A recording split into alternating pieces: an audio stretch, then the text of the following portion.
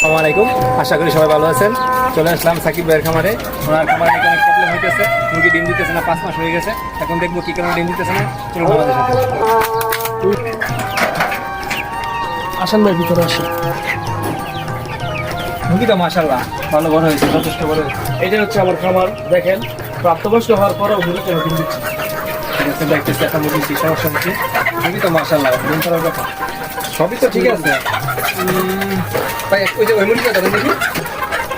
ঠিক আছে ভাই, আমি দুটো নিয়ে যেতেছি।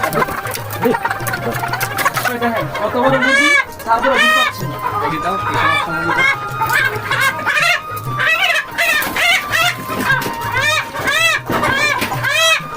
কিন্তু মাশাআল্লাহ এই যে ডিম চলে আসছে, ডিম পেড়ে দিবে।